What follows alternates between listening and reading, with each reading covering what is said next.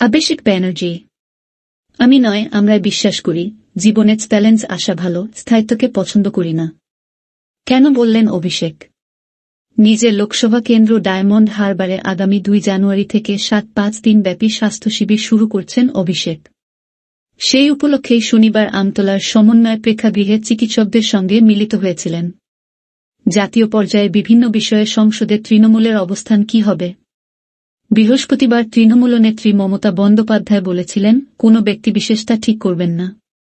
সংসদীয় দলের নেতৃত্ব সিদ্ধান্ত নেবেন, তারপর তারা আমায় জানাবেন, আমি মতামত দেব। আমি সংসদীয় দলের চেয়ারপারসন। শনিবার তৃণমূলের সর্বভারতীয় সাধারণ সম্পাদক অভিষেক বন্দ্যোপাধ্যায় বললেন, আমিতে বিশ্বাস করি না। আমরাই বিশ্বাস করি, টিমওয়ার্কে বিশ্বাস করি। প্রসঙ্গ ভিন্ন, পরিস্থিতিও ভিন্ন, কিন্তু ঘটনা পরম্পরায় 4-8 ঘণ্টার ব্যবধানে শনিবার অভিষেকের আমির পাল্টা আমরা তত্ত্ব নিয়ে আলোচনা শুরু হয়েছে তৃণমূলের ভিতরে বাইরে। প্রসঙ্গত গত সোমবার তৃণমূলের জাতীয় কর্মসমিতির বৈঠকের একগুচ্ছ সিদ্ধান্তের পর এই প্রথম প্রকাশ্যে মুখ খুললেন অভিষেক। ওই বৈঠকে যে সমস্ত সিদ্ধান্ত নেওয়া হয়েছিল তা থেকে এমন ধারণাই তৈরি হয়েছিল যে দলের উপর তার নিরঙ্কুশ কর্তৃত্ব প্রতিষ্ঠা করলেন মমতা, যার উল্টো পিঠের মর্মার্থ হল অভিষেকের মাঠ ছোট করে দেওয়া হয়েছে। তৃণমূলের অঘোষিত 2 নম্বরকে দিল্লির মুখপাত্রদের তালিকায় রাখা নিয়ে সবচেয়ে বেশি আলোচনা শুরু হয়েছিল দলের মধ্যে। কর্মসমিতির বৈঠকের পরে আনুষ্ঠানিকভাবে সেই ঘোষণা করেছিলেন মন্ত্রী চন্দ্রিমা ভট্টাচার্য। পরদিন মঙ্গলবার তৃণমূলের মুখপত্রের প্রভাতী সংখ্যাতেও অভিষেককে দিল্লির মুখপাত্র হিসাবেই উল্লেখ করা হয়েছিল। যদিও চন্দ্রিমার ঘোষণার পরেই অভিষেক ঘনিষ্ঠদের বক্তব্য ছিল তাকে দিল্লির মুখপাত্র করা হয়নি। জাতীয় রাজনীতি এবং সংসদ বিষয়ক বিভিন্ন প্রশ্নের দলের অবস্থান ব্যাখ্যা করার দায়িত্ব দেওয়া হয়েছে। তারপরেই দেখা যায় বুধবার সংসদীয় দলের বৈঠকে দলের লাইন ঠিক করার ভূমিকা নিয়েছেন অভিষেক। কিন্তু ঠিক তার পরের দিনই মমতা বলেন কোনো ব্যক্তিবিশেষ সংসদে দলের অবস্থান ঠিক করবেন না। সেই প্রেক্ষিতেই অভিষেকের আমরা বক্তব্য বাড়তির তাৎপর্য পেয়ে যাচ্ছে। বস্তুত অভিষেক শনিবার যা বলেছেন তার প্রায় প্রতিটি বাক্যেই তাৎপর্য নিহিত রয়েছে। তার লোকসভা কেন্দ্র ডায়মন্ড হারবারে অনুষ্ঠিতব্য স্বাস্থ্য শিবির উপলক্ষে চিকিৎসকদের সঙ্গে বৈঠক করেন অভিষেক। সেখানেই তিনি আমরার কথা বলেন। ডায়মন্ড হারবারে যে কাজ হয়েছে সে প্রসঙ্গে বলতে গিয়ে টিমওয়ার্কের কথা উল্লেখ করেন তৃণমূল সাংসদ, কিন্তু পাশাপাশি এও বলেন যে জীবনে চ্যালেঞ্জ আসা ভালো। আমি স্থায়িত্বকে পছন্দ করি না। যদি চ্যালেঞ্জের সম্মুখীন না হন তাহলে জীবনের মূল্য কি। সবকিছু যদি হাতের নাগালে চলে আসে তাহলে উদ্দীপনা থাকে না। অভিষেকের এই চ্যালেঞ্জ সংক্রান্ত বাক্য নিয়েও আলোচনা শুরু হয়েছে। প্রশ্ন উঠেছে, কিসের চ্যালেঞ্জ, কার কাছ থেকে চ্যালেঞ্জ। তাকে কোনো চ্যালেঞ্জের মুখে পড়তে হয়েছে। স্থায়িত্ব পছন্দ করেন না বলতেই বা তিনি কি বুঝিয়েছেন। সবকিছু হাতের নাগালে বলতে গিয়ে তৃণমূলের সর্বভারতীয় সাধারণ সম্পাদক যা বলেছেন তা নিয়েও আলোচনা শুরু হয়েছে দলের অন্দরে। দলের এক প্রথম সারির নেতার ব্যাখ্যা, তৃণমূলের মধ্যে অনেকে মনে করেন অভিষেক দলের মধ্যে পদ বা গুরুত্ব পেয়েছেন উত্তরাধিকার সূত্রে।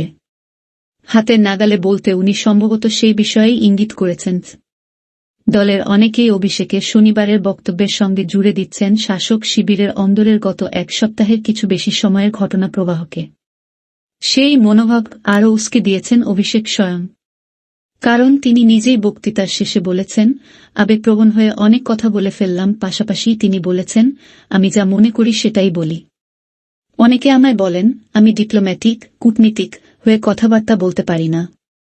হয়তো তাই, কিন্তু আমি বিশ্বাস করি কাজ করে দেখাতে হবে। অর্থাৎ তিনি তার অবস্থান হয় কাজ করে দেখান নতুবা বিদায় নিন থেকে সরে আসছেন না।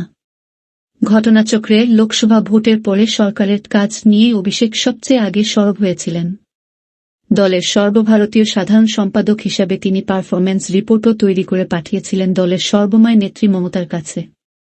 সেই অনুযায়ী তৃণমূলের রদবদলের কথা ছিল, যা এখনো পর্যন্ত হয়ে ওঠেনি। প্রসঙ্গত যেভাবে দলের প্রবীণদের জাতীয় কর্মসমিতিতে যুক্ত করা হয়েছে এবং মুখপাত্রের তালিকা থেকে নবীনদের একাংশকে বাদ দেওয়া হয়েছে তাকে দলের সিদ্ধান্ত বলেই অভিহিত করেছেন অভিষেক। পাশাপাশি তিনি বলেছেন, দল যাদের মনে করেছে তাদের নিয়েছে। কিন্তু আগামী দিনে তাদের নিজেদের যোগ্যতা দক্ষতা প্রমাণ করতে হবে, অর্থাৎ সেই পারফরম্যান্সের উপরেই জোর। বক্সিকে জিজ্ঞাসা করুন। 2 বছর আগে তৃণমূলের যে জাতীয় কর্মসমিতি তৈরি হয়েছিল তাতে ছিলেন সুখেন্দুশেখর রায়। রাজ্যসভার সাংসদ সুখেন্দু আরজি কর পর্ব থেকে বেসুরো। জাতীয় কর্মসমিতির বৈঠকে তাকে ডাকা হয়নি বলে দাবি করেছিলেন তিনি।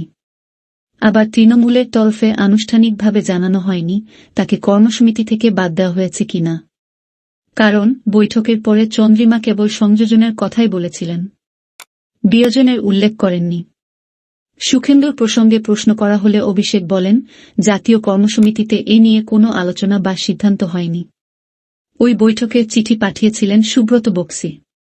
এ বিষয়ে তাকে গিয়ে জিজ্ঞাসা করুন। উল্লেখ্য, বক্সি তৃণমূলের রাজ্য সভাপতি। রাজ্য সভাপতি কিভাবে জাতীয় কর্মসমিতির বৈঠক ডাকেন, সেই প্রশ্নও দলের অন্দরে ছিল। অনেকের মতে অভিষেক সেটাকেই উস্কে দিতে চেয়েছেন। কারণ বক্সির সঙ্গে তার সম্পর্ক মধুর, এখতিয়ার নয়। তৃণমূল সূত্রে জানানো হয়েছিল, গত বুধবার সংসদীয় দলের বৈঠকে অভিষেক বলেছিলেন, সংসদে ব্যক্তিগতভাবে কেউ কিছু বলতে বা করতে পারবেন না। মুলতবি প্রস্তাব আনা হোক বা অন্য কোনো পদক্ষেপ করতে হলে আগে তা দলকে জানাতে হবে। অনেকেই মনে করেছিলেন অভিষেকের লক্ষ্য ছিলেন মহুয়া মৈত্র এবং সৌগত রায়। কারণ মহুয়া আদানি নিয়ে উচ্চকিত ছিলেন। যদিও তৃণমূল দলগতভাবে আদানি নিয়ে উদ্যোগী হয়নি। কারণ তারা মনে করেছে দুর্নীতির ছাপ ভোটের বাক্সে পড়ে না। দ্বিতীয়ত, আদানি ইস্যু মূলত কংগ্রেস তথা রাহুল গান্ধীর। তৃণমূল তার লেজুট হতে চায় না। যেভাবে আদানি প্রশ্নে রোজ সংসদ অচল হয়ে থাকছে তাও তৃণমূল সমর্থন করে না বলে জানিয়েছিলেন দলের লোকসভার নেতা সুদীপ বন্দ্যোপাধ্যায়। কিন্তু এর মধ্যেই দমদমের সাংসদ সৌগত বাংলাদেশ নিয়ে আলোচনা চেয়ে লোকসভার স্পিকারকে চিঠি লিখেছেন। যদি তৃণমূলের সংসদীয় দলের অনেকেই তা জানেন না বলে দাবি। সেই প্রসঙ্গে প্রশ্ন করা হলে অভিষেক বলেন, এটা আমার এখতিয়ার নয়। এ নিয়ে যা বলার সুদীপ বন্দ্যোপাধ্যায় বলবেন। সেতু বন্ধন 1 আগামী 2 জানুয়ারি থেকে 7-5 দিন ব্যাপী স্বাস্থ্য শিবির শুরু করছেন অভিষেক। সেই উপলক্ষেই শনিবার আমতলার সমন্বয় প্রেক্ষাগৃহে চিকিৎসকদের সঙ্গে মিলিত হয়েছিলেন এলাকার সাংসদ। 1-200 চিকিৎসক উপস্থিত ছিলেন সেই কর্মসূচিতে। যে কর্মসূচিকে আরজি কর পরবর্তী পরিস্থিতিতে চিকিৎসকদের সঙ্গে সেতুবন্ধনের উদ্যোগ বলেই ব্যাখ্যা করেছিলেন ওয়াকিবহালেরা। বাস্তবেও তেমনই ঘটেছে। অভিষেক আহুত ডক্টরস সামিটের ছত্রে ছত্রে জুড়ে ছিল আরজি কর। সঞ্চালক চিকিৎসক অভিক ঘোষ সেবাশ্রয়ের কর্মসূচির পাওয়ার পয়েন্ট প্রেজেন্টেশন প্রদর্শনের পরে প্রথম বক্তা হিসাবে নাম ঘোষণা করেন বজবজের বিধায়ক অশোক দেবের। কিন্তু অশোককে থামিয়ে দেন অভিষেক। তার নির্দেশে আরজি করে নির্যাতিতার স্মৃতির প্রতি শ্রদ্ধা জানিয়ে নীরবতা পালনের পরে শুরু হয় কর্মসূচি। শনিবারের কর্মসূচি থেকেই অভিষেক ঘোষণা করেছেন, পয়লা বৈশাখের আগে কলকাতার নজরুল মঞ্চ বা নেতাজি ইন্ডোরে 5,000 চিকিৎসককে নিয়ে তিনি আরও বড় আকারের সম্মেলন করবেন। সেতুবন্ধন 2 তৃণমূল সাংসদ অভিষেক জানিয়েছেন, আরজি করে চিকিৎসক তরুণীর ধর্ষণ এবং খুনের ঘটনার পরে তিনি ঠিক করেছেন, ধর্ষণ বিরোধী কঠোর আইন প্রণয়নের জন্য তিনি সংসদে প্রাইভেট মেম্বার্স বিল আনবেন। প্রতি শুক্রবার অধিবেশনের দ্বিতীয়ার্ধে ওই বিল আনা যায়। সাংসদেরা একভাবে ওই বিল আনতে পারেন। তার কথায় কেন্দ্রীয় সরকার চাইলে একদিনে ধর্ষণের অভিযুক্তদের বিরুদ্ধে কঠোরতম আইন আনতে পারে। কিন্তু সেটা তারা করছে না। আমি সংসদে ওই বিষয়ে প্রাইভেট মেম্বার্স বিল আনব।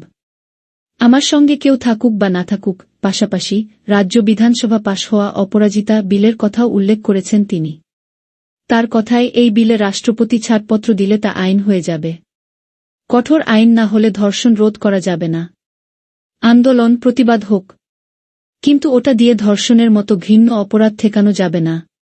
সেতুবন্ধন 3 2 বছর আগে নিজের কেন্দ্রের বাসিন্দাদের সমস্যা সমাধানে একটি হেল্পলাইন নম্বর চালু করেছিলেন অভিষেক। সেই কর্মসূচির নাম দিয়েছিলেন এক ডাকে অভিষেক। সেই নম্বরটি এবার কাজ করবে সারা রাজ্যের চিকিৎসকদের সমস্যার সমাধানে।